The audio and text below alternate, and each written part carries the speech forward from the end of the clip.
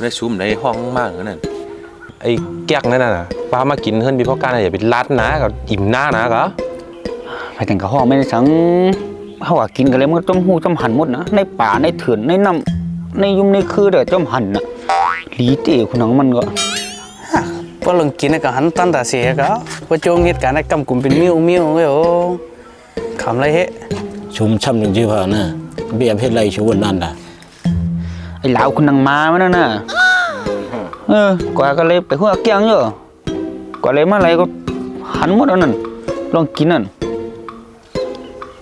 ไอ้ลาวเนี่ยฮะมันกวนจริงนั้นหันมา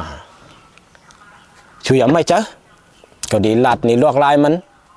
ฮิวมันอย่าหัดมาเฮ็ดเหนือชูจริงนั้นแท้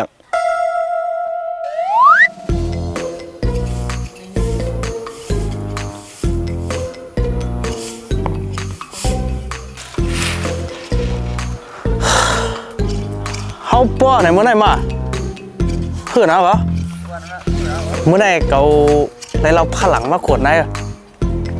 จามตัวเนี่ยก็เก็บของ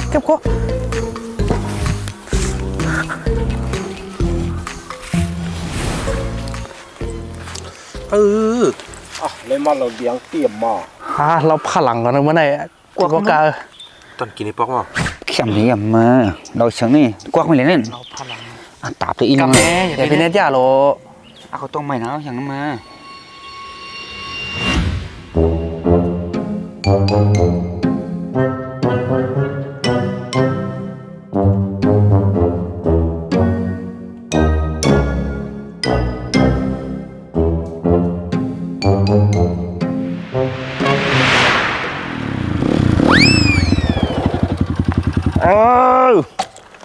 เราพลังนั่นมาเที่ยวนั่นมาดูมันได้เราหลีเราหวานน้องนี่ออกขวดก็ใหญ่ว่าใหญ่จานไปเกี่ยวลงมาเสียงก็หวานเอาหวานเด้ซึ้งใจก่อนนะเด้อเอาท่านได้กินเลยนะย้อนไอ้แก้วแทนแก้วกันมาก็จำตีกวักลงมามากำก็ย้อนแทงแก้วไงthôiถอนเสียงรู้ห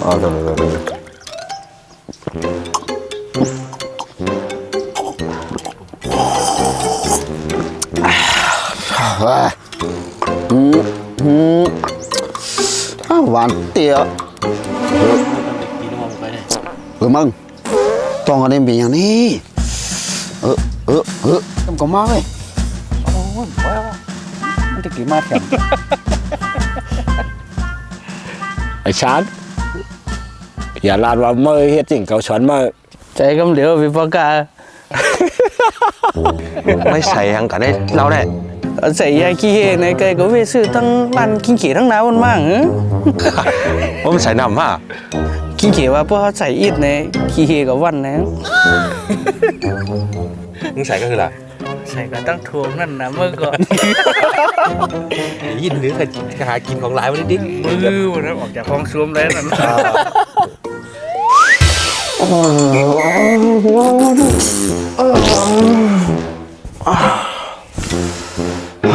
แค่ใจก็มามาแล้ว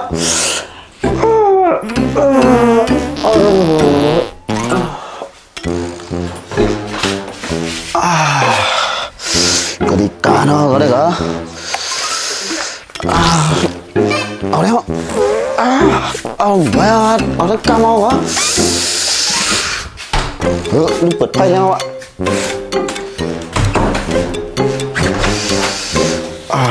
แค่มายินมูมาเถอะโอ้ยดีมบอยมาเลยเก็บตอนไหนเอาก็ตัวได้ก็ได้เมื่อได้เอาแล้ว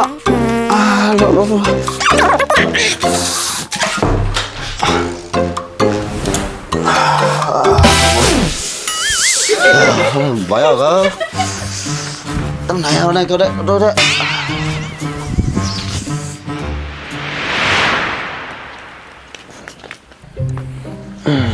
อ๋อมาส่งครับพี่พวกอะ มาชมมาชม แต่ก็ได้ซีกลางเลยหมดนะมื้อนี้นี่ มื้อnày khẩm máมื้อnày ôมื้อหลายวันแล้วขำมาเนี่ย ข้าเตียวเรามันเลี้ยงเขาอินนี่ก็เขาก็กินเราหลายเขามาหลายปอกเนาะก็การงานก็ไม่ได้ช่วยเขานี่ก็เขาก็ดีมาเลี้ยงเราเขาอินนี่ก็มื้อนี้ เดี๋ยวไอ้เมื่อวันใดจังนั้นก็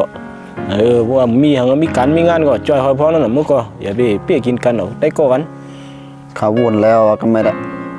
ข้าเตียวเรามาเลี้ยงเขาขึ้นนี่ก็กูเขาใจลำค่านี่ก็เอาปนมานี่ครับเปียกินเขาน่ะลงก็ไม่ได้ข้าก็วนแล้วอะ อืม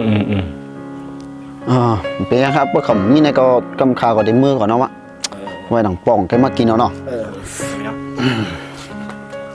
ไอ้นี่ถ้าได้บ่นได้ก็กว่าเขาไม่ได้ยามเป็ดกินเหมือนมาหลายปอกแล้วลูกมันเก็ดถางเหมือนไอ้จอกนี่โอ้เปลี่ยนไปไม่ได้ดอก ก็เสียลาว่าเสียลาย3 ก้อนนี่มันอยู่กับการใส่ยาขี้เฮงอ่ะ3 ซองแน่ๆมั้งก็นับโป้ใส่มันทั้งขี้เฮทั้งคำนี่ก็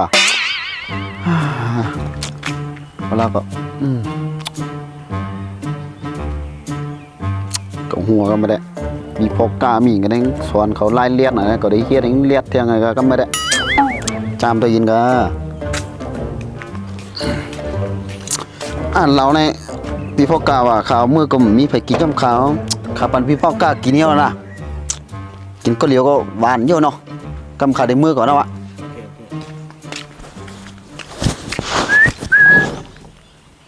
คึกหน่อยในเด้บรรยากาศก็ได้ดีนะในเด้ มื้อในกัดก็กัดได้ฝนก็ตกเข้มนี่หนากัดเงียนมื้อในได้เข้มนะไอ้ในเขาก็ไม้โกมมื้อในได้กามเดียวพักกาได้ มื้อในกินกล้วยกว่า